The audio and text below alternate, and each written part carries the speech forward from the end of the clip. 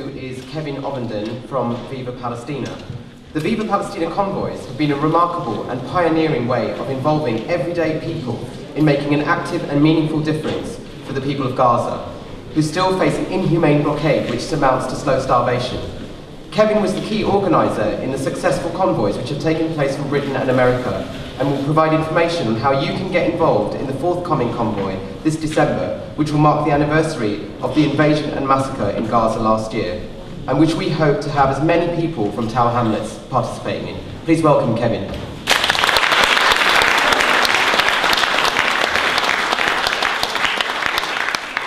I'd like to welcome the Palestine Solidarity Campaign to Tower Hamlets, and I'm delighted that there's the formation of a PSC branch. The PSC has been campaigning tirelessly over this issue for 27 years, often under circumstances which were not as favourable as they are now for building a mass support campaign, solidarity campaign for the Palestinian people. And the presence of the PSC in Tower Hamlets can only strengthen everybody who wants to see a better and more just world. And I hope that tonight everybody here joins the PSC Tower Hamlets branch so it gets off to a flying start. The PSC was one of the organisations instrumental in the extraordinary mobilisations in December and January during the bombing of Gaza. We took to the streets within 24 hours of the bombing taking place. Many of the people here, particularly the younger people I remember we were stood opposite the Israeli embassy and we pushed through the police lines and blockaded Kensington High Street, and they did have to report what we did that day, and that's the kind of thing that we need to see more of, and not only when the bombs are falling.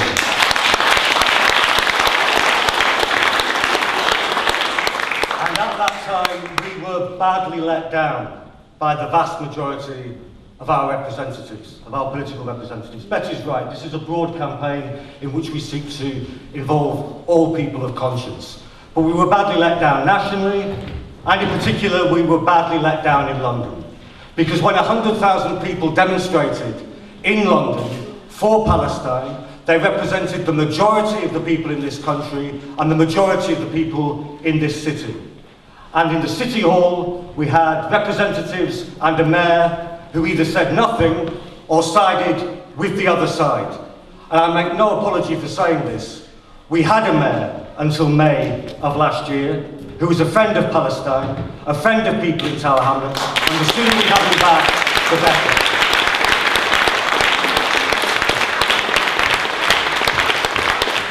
Because political representatives can do something. In Birmingham, the largest local authority in Europe, which is actually a Tory Liberal administration, a Tory Liberal coalition, pressure from a minority of councillors, led by Salma Yaqub, ensured that that council became the first to be pushed towards a systematic boycott of Israel. And in East London, in Tower Hamlets, we have a right to expect that our council, when a motion comes before it to support a boycott and to support young people travelling 5,000 miles under their own steam to get to Gaza, that motion is passed or not voted down in its majority, which is unfortunately what happened earlier this year. And therefore the formation of the PSC, I hope, will bring the necessary political pressure to bear, as it's doing nationally, to effect that kind of political change at national level and at local government level. Because actions speak louder than words. And that's precisely what gave birth to Viva Palestina on the 10th of January this year. Like many of you, I was on the demonstration, I was marching alongside George on the 10th of January, and we marched past the Israeli embassy for the second or third time. We picketed it every night, and yet despite the fact that we were marching and despite the fact that we picketed it, the Israeli embassy stayed there. It was there in defiance of us. So we decided it was necessary to do more than march. Kiri is absolutely right, by the way. The marches are important. If you don't believe that, ask anybody in Gaza. They saw those demonstrations, and it materially affected their capacity to resist the outrageous bombardment that they were under. It enabled that 1.5 million people to stand up against the regional superpower. So don't ever think it's not worth going on a demonstration.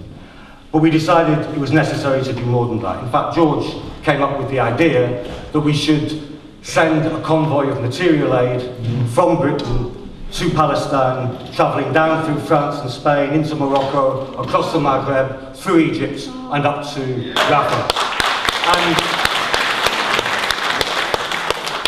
And various people said it would take something like 5 months to organise. And we thought, George in particular, that it's better to go soon rather than later. So we set ourselves 5 weeks. And we thought that there would be a dozen vehicles. We had a fire engine donated by the Fire Brigades Union from the northwest of England.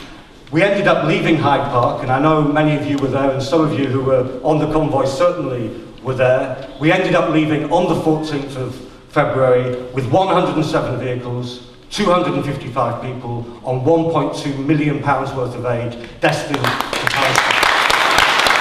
And that aid was collected from amongst the poorest communities in Britain. You know, people have come to the Brady Centre, come to this part of London. Look around, there's not a lot of money here. There's a lot of money a bit further to the west, in the city, a lot of money down in Canary Wharf, but not a lot of money here. Yet people were going with bucket collections outside of the mosques and up and down streets to raise the money here and in Bradford and in Rochdale and Oldham, Manchester, many other cities. And it was a difficult journey. It's 5,000 miles. We had to go through 8 countries. We had to cross many borders, including a border which had been sealed shut between Morocco and Algeria, only opened once before in the previous 15 years, when George took a bus to highlight the sanctions on the people of Iraq, and they opened it then, and they opened it again this time. And we entered Gaza, and the biggest thing that people there said to us, which is deeply humbling, was to thank us for coming, and to say, please tell the world what you see. And what you saw there then, in March, and what we saw when we went back with 200 American citizens in July of this year, is the devastation from the bombing, but the fact that that has not been rebuilt. It cannot be rebuilt because no cement is allowed through, no bricks are allowed through.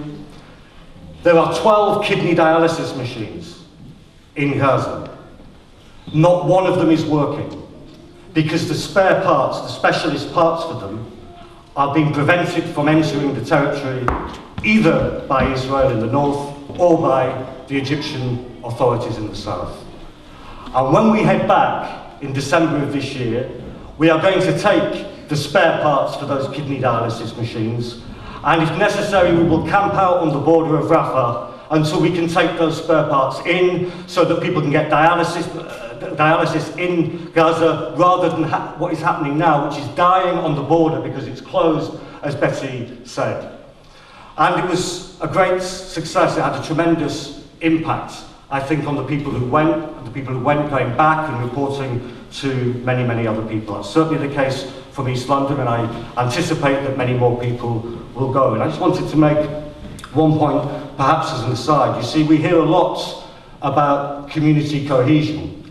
We hear a lot about how people should be responsible and so on. At the same time, as for Muslim people in particular, the whole pressure from the establishment is to delegitimize this question. It's that if you ally yourself with majority opinion in Britain, which is for the Palestinian people, then the government, the police, the Home Office and so on somehow will count you as an extremist. Well, I think for all of the people, locally and nationally, who say they care about community cohesion, they should be backing a convoy which will comprise people of every faith and none, from all areas of Britain, every nationality, every ethnicity. That's the best way to develop community cohesion in this country, and it's something that I'm very proud to be able to do.